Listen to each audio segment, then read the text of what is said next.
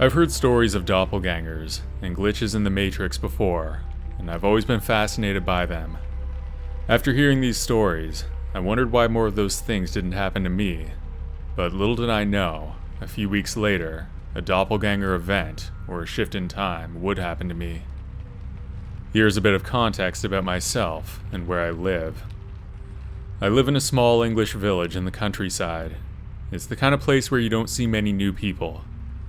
After living there all my life, I see the same regular people going about their lives on a daily basis. I'm a 20-year-old guy, tall with broad shoulders and brown hair. I walked from my house just on the edge of the village to a local shop to get some groceries. It was midday, and the weather was quite dull and gloomy. Everything was going normal until I walked back from the shop. I was walking on the path outside an old church. I carried on walking down the path ahead of me, but I had the option to cross the road and walk on the other side that leads to the same route. I was going there, but just in a different way. As I thought about crossing over, I looked into the distance not too far away from me, and on the other side of the path, I saw me. This person was the same height and build as me, and was wearing the same clothes as me. I was wearing a green wax coat, black trousers, and so was the guy ahead of me on the road. He also had the same brown hairstyle as me. My mind was racing about what could be happening. I then noticed that the guy ahead of me was carrying the same shopping bag as well. I was then surprised to see this person, who looked just like me, waving at an old woman. She was walking the same path as I was, but she was ahead of me and opposite to the other me. I walked past the old woman, and then decided to cross the road to follow the other me. But as I was about to do it, a black car drove in front of me, blocking my view. I decided not to go the same way as the other me, because I had a weird feeling that I shouldn't. I made the decision not to go that way, and at that moment, the guy that looked like me disappeared. He just vanished as soon as I decided not to go the way he was walking. I didn't see him disappear. It was like he was never there at all, but I still had a vivid memory of the event. It was like by suddenly deciding not to go that way, I changed time. I moved quickly ahead to see where he was, but this other me was nowhere to be found. I looked in the driveways of some of the houses, and he was not there either. There was nowhere for him to go, so my mind was blown. As I walked back, I had the most eerie feeling, and I got quite creeped out. I think I had a time slip, and was seeing into the possible future, but by changing my mind and not going that way, it never happened, so the other me in front disappeared. But the other thing that I could not figure out was who that old woman was waving at. I don't know her, and I walked past her, but when I did, she did not seem surprised or shocked that she had seen two of me. Who she was is still a mystery.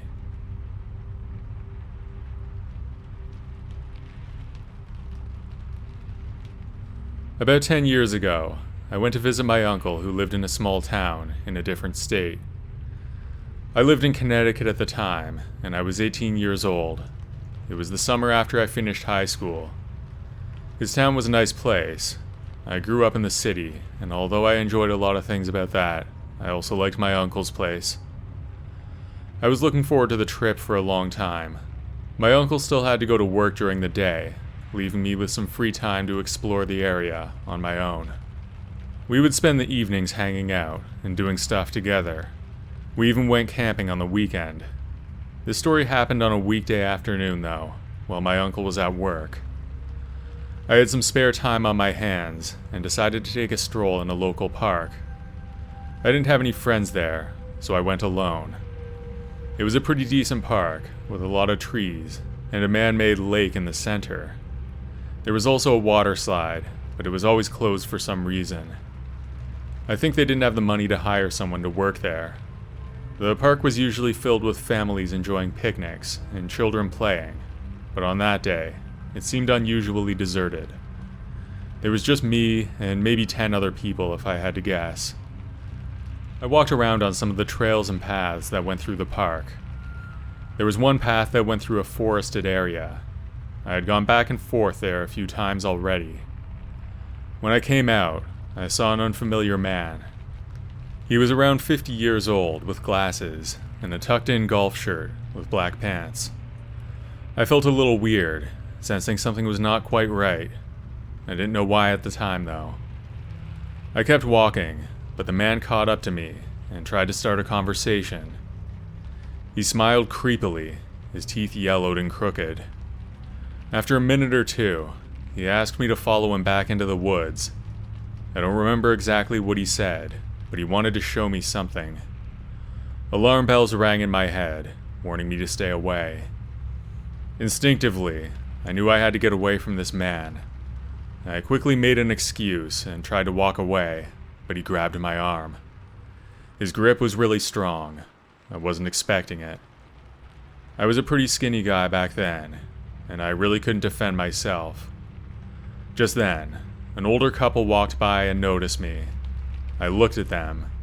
They stopped in their tracks and looked back. Then I looked at the man who was holding my arm.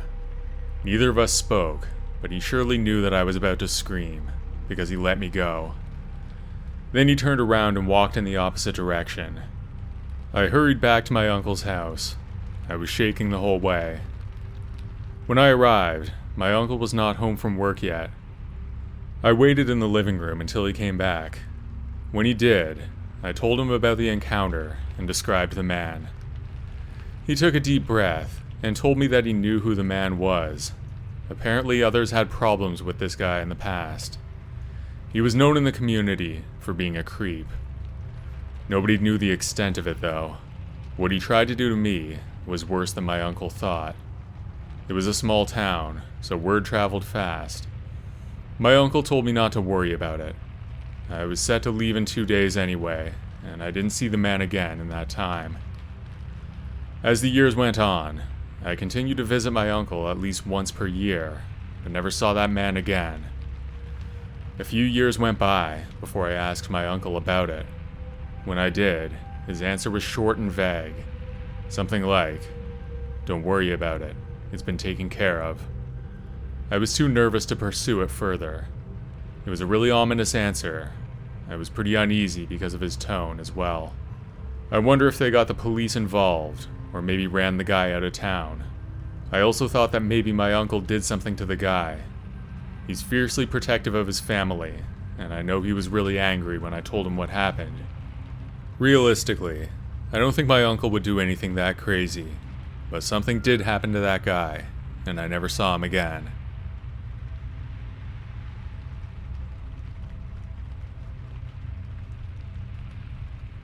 I'm a 45-year-old male who lives in a small rural community in Wyoming. I believe there are only about 6,000 people in my community. You would never imagine in a town as small as this that anyone would have to worry about having a stalker, or at least I didn't think so. That was until, much to my horror, I discovered that I had one. Let me preface this by saying, until I became a published author in 2013, I was just another friendly face in the crowd. Granted, I'm well known in my community because I work at the hospital and have for many years. At the time, I was working as a training coordinator for the front office staff for our medical clinic as well as the hospital.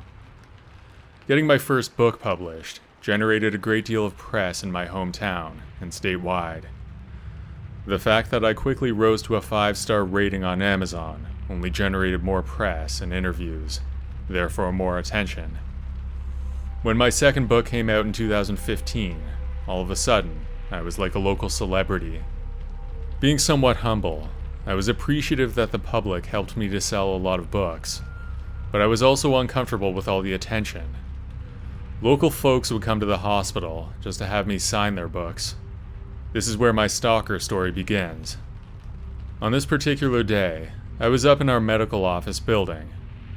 I was training a new hire when a rather large biker dude approached the front counter where I was standing. He had long, stringy blonde hair and was covered in tattoos.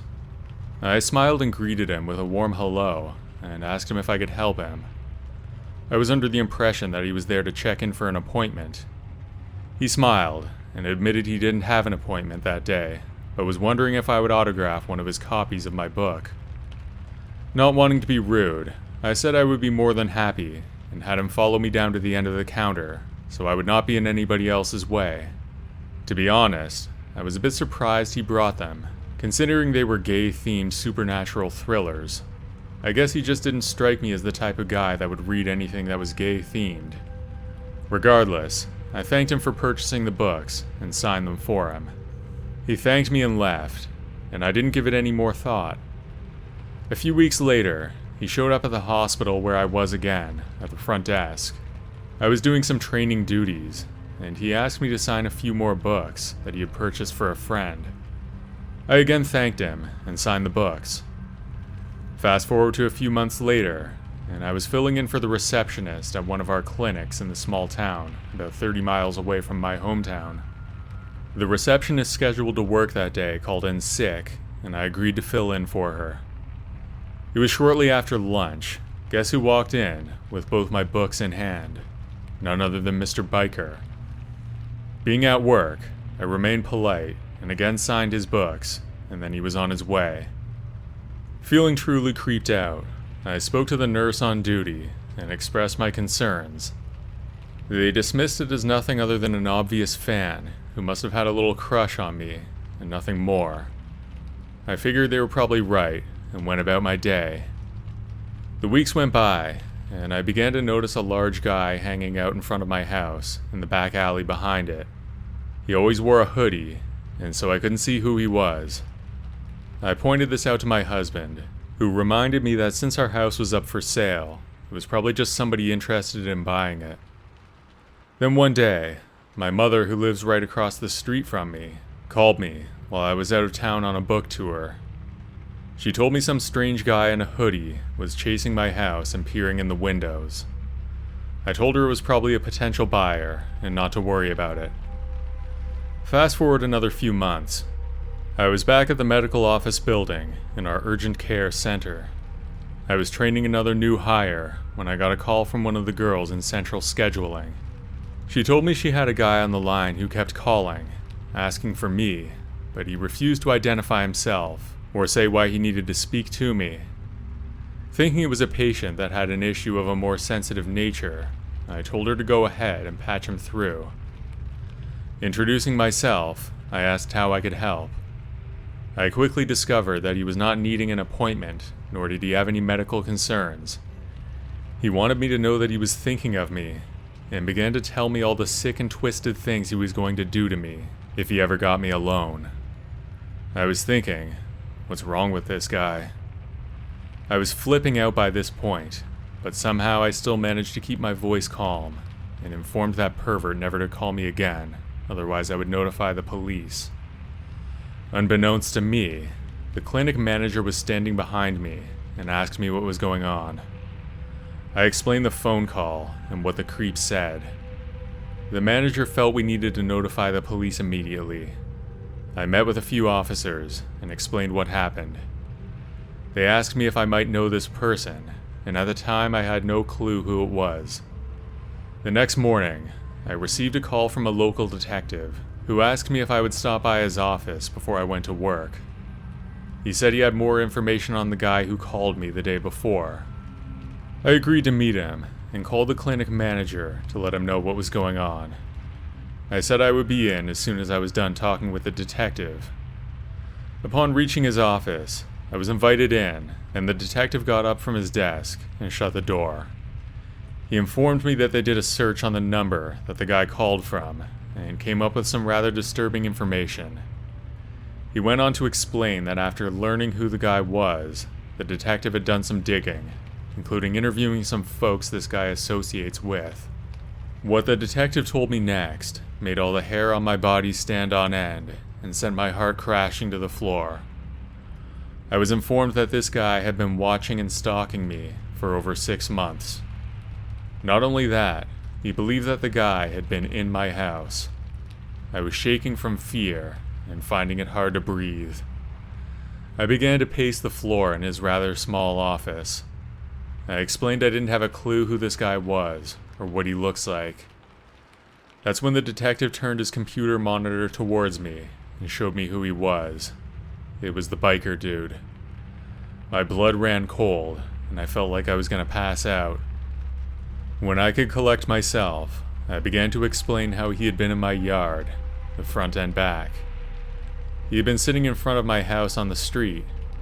I also told him I had seen him walking up and down the alley between my mother's house and mine. The detective informed me that this guy was a well-known gang member and drug dealer from California, and he'd been living in my hometown dealing drugs there for a year. He told me that I needed to make sure all my doors and windows were locked at all times, and to always have somebody walk me to my vehicle and never go anywhere alone. He said this guy had been accused of killing witnesses in previous drug offenses, and that's why he's still on the street. Then, much to my surprise and horror, the detective asked me if I would be willing to befriend this guy to help the cops set up a drug sting operation. I was mortified and angry, to say the least. I told him I needed time to absorb all this, and I'd get back to him. My manager and the CEO of the hospital met with me when I got to work, and I told them everything. An organization-wide email went out with the guy's picture, along with an alert asking that the CEO, clinic manager, and I be notified if that creep was spotted on any of the facilities.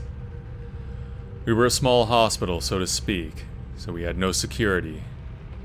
2 weeks went by, and things seemed to calm down. My husband and I had gone out for the evening and reminded our roommate that if he left the house, to be sure to lock all the doors and windows. We had already made him aware of the situation. He had seen the guy sitting in front of the house on several occasions, but he shrugged it off. I needed to get out for a bit because I was feeling trapped. It was a great night, and for a while, I was able to forget it all. Upon returning to the house, much to my relief, the front door was still locked. I walked into the house through the back door, and it too was locked. Our roommate was sound asleep in his room. I breathed a sigh of relief and made my way to the bedroom. As I walked into the room, I noticed my husband was reading something, and he was white as a sheet. I asked him what was wrong, and he handed me the sheet of paper and told me it was under my pillow. Then he got up and started looking in the closets and under the bed. He then went through the entire house while I read in horror. The letter said, "Hello, sexy. Nice house. I love the smell of your pillow. I hope you don't mind that I borrowed a few of your things. I'll return them when I've added my own scent to them. Don't bother contacting the police. I know when your mother is home alone. I know your roommate's schedule, and I also know your husband's. By the way, your roommate is a very sound sleeper. I'll be seeing you soon." I called the police, but they said there was nothing they could do since he was no longer in the house, and I could not prove it was him because he never signed the note. I still could not figure out how he had gotten in. Another few weeks went by, and I realized that I was seeing him everywhere. At the grocery store, the pharmacy. He was everywhere, there lurking in the distance. It had gotten to the point where I was now on medication to help me sleep, and antidepressants because I felt like I was losing my mind. I couldn't function because the cops kept saying that they could do nothing about it unless he harmed me or was caught in my home. Sitting in front of it for hours on end in the alley is not illegal. This went on for over a year. I work a professional job and maintained my bubbly outward appearance in public, but hid like a timid little mouse behind closed doors at night. I was too afraid to leave my house. One night about 6 months ago, my husband and I awoke to flashing lights and people hollering outside. I discovered they were right outside. They had some guy on the ground, and they were ordering him not to move. The fire department was there, putting out a large 15-gallon gas can that had been lit on fire and placed on my front step. We threw on our robes and rushed outside, where we were met by several police officers. They had the biker guy on the ground, in cuffs. One of the officers informed me that the neighbors across the street called, reporting a suspicious character lurking in front of my house, and he was carrying what seemed to be a large gas can. The officer also pointed out that all the tires on my car had been slashed. He went on to explain that the biker dude had placed the gas can on my front step and lit it on fire. My heart was pounding so hard in my chest, I thought I was going to literally die of a massive heart attack. I lost it and broke down sobbing. My husband, on the other hand, blew up. He was beyond angry. I was too, but I was too overwhelmed with the fact that had our neighbors not been up and called the police, then we could have been killed. Biker dude is now behind bars, but was only sentenced to 2 years on a plea deal. The scariest thing is that the police nor the state are required to notify me in the event that the creep is released.